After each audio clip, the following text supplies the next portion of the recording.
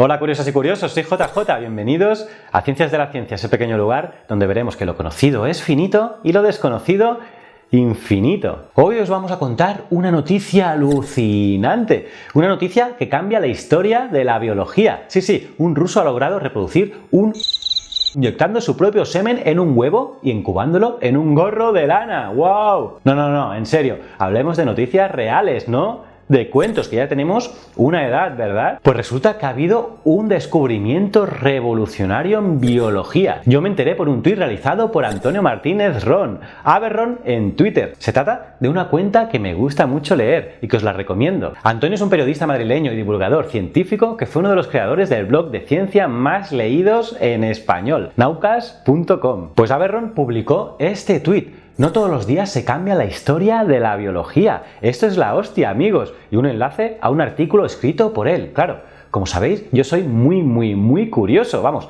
como vosotros. Y si me ponen los pelos de punta cuando escucho titulares de este tipo. Mis nociones de biología son bastante nulas, pero claro, esta noticia necesitaba un poquito más de revisión, ¿no? Así que leí el artículo y su inicio fue este. ¡Sorpresa! Una eucariota que no tiene mitocondria. A usted le puede dejar impávido esta afirmación, pero en biología es decir como que se ha encontrado una colonia de elefantes sin pulmones.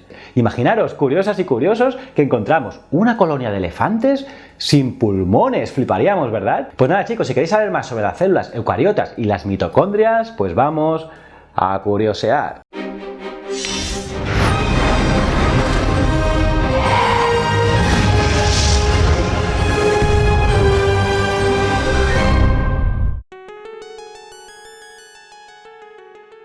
Os digo siempre que lo desconocido es infinito, y esta noticia afirma la frase: el ser humano nunca va a parar de descubrir cosas. Es más, realmente acabamos de nacer. Pensad que solo hace unos 6.000 años desde que descubrimos la escritura. 6.000 míseros años, y el concepto de biología como ciencia en sí misma nace en el siglo XIX, solo hace 200 añitos, aunque ya en el antiguo Egipto, en el mundo greco-romano, ya existían tradiciones médicas e historia natural. Pues eso, seguramente tenemos muchísimo que aprender aún, y más sabiendo que un equipo de investigadores encabezados por Anna Karskovska, una bióloga evolutiva, anunció hace menos de una semana el hallazgo de algo que hasta ahora no se tenía constancia y que rompe el paradigma establecido. Una célula eucariota que no posee mitocondria para obtener energía. Pero, ¿por qué esto es tan importante? ¿Qué significa esto exactamente? Para entenderlo, debemos remontarnos a hace unos 1.500 millones de años. Sí, 1.500 millones de años, cuando la Tierra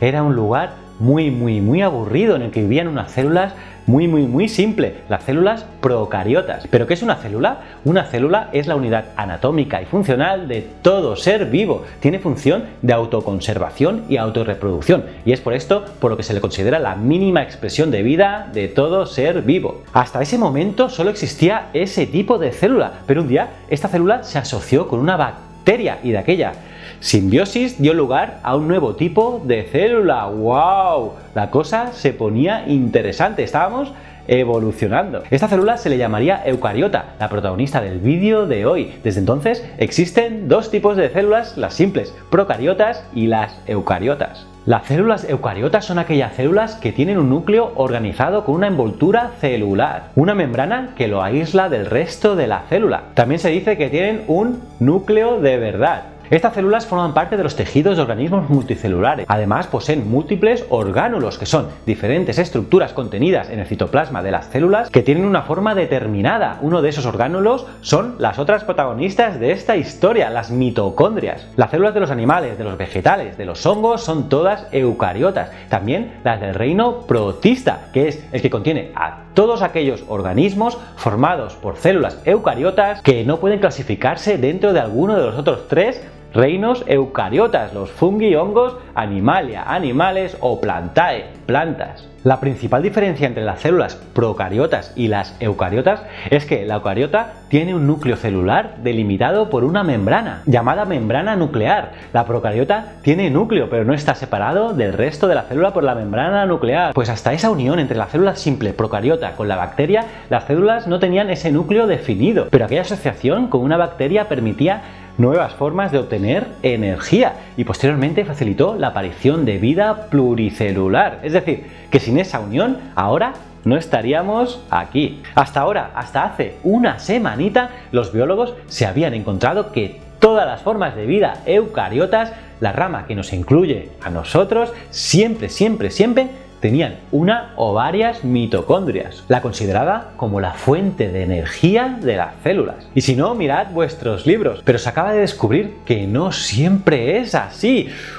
Parece que cambiamos la historia de la biología en un soplido, pero ¿qué es una mitocondria? La mitocondria es considerada como el centro neurálgico de la célula. Es una estructura pequeña situada en el interior de la célula y compuesta por dos membranas y una matriz. En la membrana se producen las reacciones químicas, mientras que en la matriz se contiene el fluido. Estos orgánulos generan la mayor parte de la energía de la célula en forma de triosfato de adenosina, utilizado como fuente de la energía química. En resumen, todos creíamos que las células procariotas poseían alguna forma de mitocondria para obtener energía mediante el llamado ciclo de Krebs, una sucesión de reacciones químicas que forma parte de la respiración celular en todas las células aeróbicas. Lo que ha descubierto el equipo de Kankowska, que por cierto tiene nombre de un buen vodka, es un tipo de célula del género monocercomonoides, que no tiene rastro de mitocondrias en su organismo. Nada, cero mitocondrias, y que además se apaña muy bien sin ellas. O sea que viven sin mitocondrias cuando siempre se ha creído que sí, ya que algunas de las funciones mitocondriales son tan esenciales que pensábamos que estos orgánulos eran indispensables para su vida. Hemos descubierto algo imposible, alucinante. Las editoriales se van a poner las botas, ya que a partir del curso que viene se tendrán que cambiar todos los libros de biología y de ciencias naturales. Es muy curioso que el organismo descubierto haya evolucionado más allá de los límites conocidos en los que se mueven los biólogos. Estos investigadores han visto que estas células sustituyen a las mitocondrias mediante un proceso llamado sistema de movilización sulfuro-citosólica y mediante una sucesión de procesos adquiridos probablemente de bacterias. La existencia de ese tipo de organismo se ha buscado desde hace décadas, pero solo ahora se ha confirmado su existencia gracias al análisis genético. Ahora queda por investigar mejor en qué consiste esta variante y confirmar si, como parece, existe todo un grupo llamados oximónadas que siguen esta misma estrategia. ¿Cómo os habéis quedado, curiosas y curiosos? Si te ha gustado el contenido de Ciencias de la Ciencia, por favor, suscríbete al canal. Y si te ha gustado este vídeo en concreto, dale a me gusta y comparte el vídeo en tus redes sociales. Esto me ayuda muchísimo, es el boca a boca del siglo XXI. Espero tus comentarios sobre este descubrimiento que cambia la historia de la biología. ¿Qué os ha parecido? También podéis escribir dudas y sugerencias sobre este canal, que es tu canal. Y recuerda, el conocimiento es un requisito esencial para la supervivencia. Muchísimas gracias.